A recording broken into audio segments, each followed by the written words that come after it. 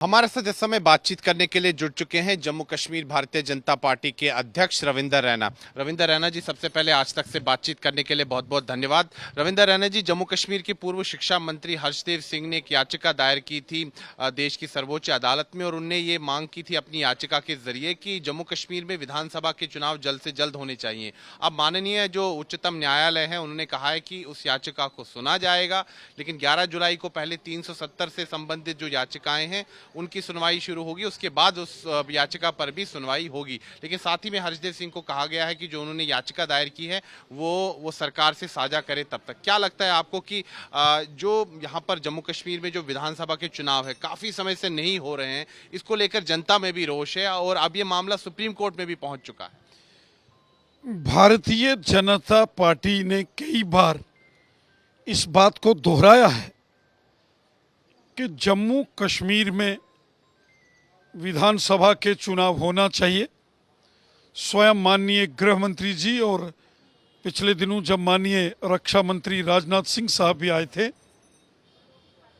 बार बार इस चीज़ को हमने दोहराया है कि भारतीय जनता पार्टी जम्मू कश्मीर में विधानसभा चुनावों के पक्ष में है, लेकिन इसका अंतिम निर्णय चुनाव आयोग ने लेना है। लेकिन कानून व्यवस्था को लेकर एक हिसाब से एनओसी जो है वो तो गृह मंत्रालय को देना है, तो कहीं ना कहीं सरकार पर भी बहुत हद तक दायित्व है।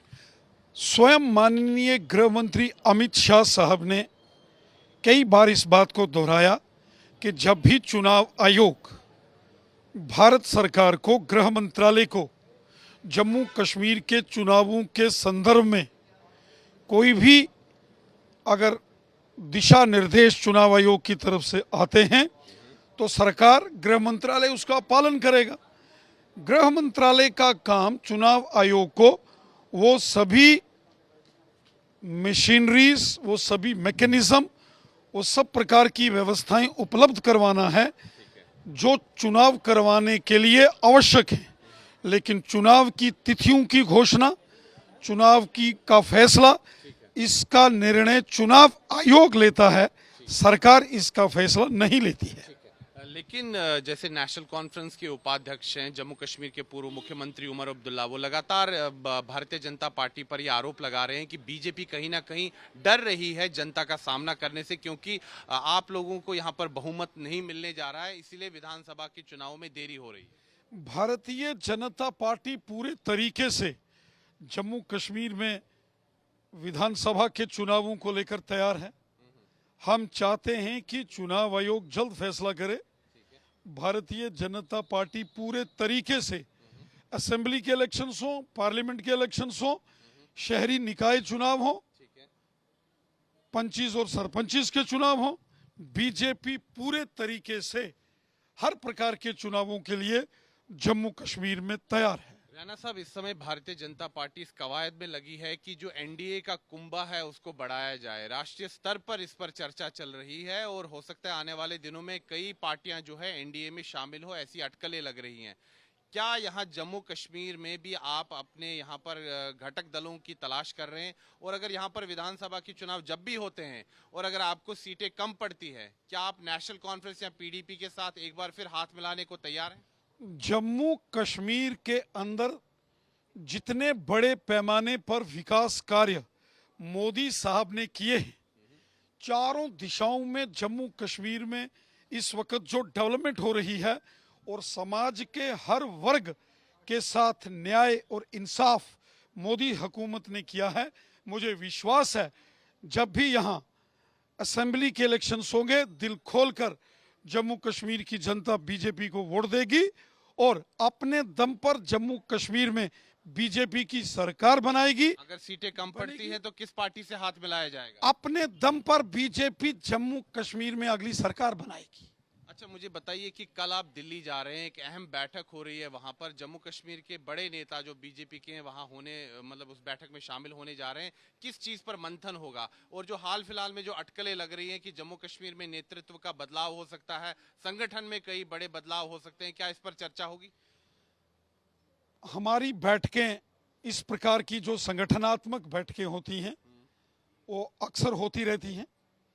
हमारा जो केंद्रीय नेतृत्व है समय समय पर पार्टी के कार्यक्रमों को लेकर योजना और रचना करता रहता है और विशेष अभियानों के संदर्भ में भी कई बार हम अपने केंद्रीय मुख्यालय बैठकों के स्तर में जाते हैं। बदलाव होगा कुछ? राष्ट्रीय स्तर की एक संगठनात्मक बैठक है और जिसमें 2024 के जो पार्लियामेंट के चुनाव हैं उस पर चर्चा संभव है। उससे पहले जो अपने संगठनात्मक कार्य हैं, संगठनात्मक कार्य योजना है, विस्तार है, उसको लेकर भी क्या आपने इच्छा जताई है लोकसभा चुनाव लड़ने की? यहाँ किसी की इच्छा नहीं चलती है जी। नहीं, आपसे पूछा गया है, क्या फीडबैक लिया गया? देखो, यहाँ निर्णय पार्टी के सभी वरिष्ठ जो साथी सहयोगी हैं वो मिलकर लेते हैं और फिर बीजेपी का सेंट्रल पार्लियामेंट्री बोर्ड में डिसीजन होता है। अभी जो राजनीतिक गलियारों में जो सुगबुगाहट है वो ये है कि जम्मू कश्मीर भारतीय जनता पार्टी में अंदरूनी कलह काफी बढ़ रही है, क्या कहेंगे आप इस पर? अंदरूनी कलह वहां होती है, यहाँ स्वार्थ होता है। भारतीय जनता पार्टी का कार्यकर्ता निस्वार्थ भाव से काम करता है। आपके खिलाफ बगावत की सुर सुनाई दे रहे हैं, क्या ऐसा है, क्या ऐसा सच है? भारतीय जनता पार्टी में सभी कार्यकर्ता मिलकर निस्वार्थ भाव से देश और समाज के लिए काम करते हैं और यहाँ कार्य निस्वार्थ भाव से होता है, देश और समाज के लिए होता है। वहाँ सभी मिलकर काम करते हैं और बीजेपी में सामूहिक नेतृत्व की जो है वो कार्य प्रणाली है, कलेक्टिव लीडरशिप होती है, अध्यक्ष एक जिम्मेवारी होती है और बीजेपी में एक निश्चित कालावधि के लिए ये जिम्मेवारियों का आवंटन होता है। किसको कब क्या जिम्मेवारी मिलती है इससे फर्क नहीं पड़ता। आप पार्टी, संगठन, देश और समाज के लिए कितने समर्पण भाव से काम करते हैं, कितनी मेहनत भाव से काम करते हैं, वह इंपॉर्टेंट है। बातचीत करने के लिए बहुत बहुत धन्यवाद। धन्यवाद। तो ये थे जम्मू कश्मीर भारतीय जनता पार्टी के अध्यक्ष रविंदर रैना और साफ तौर पर उन्होंने कहा है कि भारतीय जनता पार्टी विधानसभा चुनाव के लिए तैयार है और भारतीय जनता पार्टी विधानसभा चुनाव में अपने बलबूते पर बहुमत हासिल करेगी। साथ ही में उन्होंने इन रिपोर्टों को, इन अफवाहों को भी खारिज किया कि जम्मू कश्मीर भारतीय जनता पार्टी में अंदरूनी कलह चल रही है। वीडियो जर्नलिस्ट नीरज कुमार के साथ मैं सुनील भट्ट, जम्मू आज तक।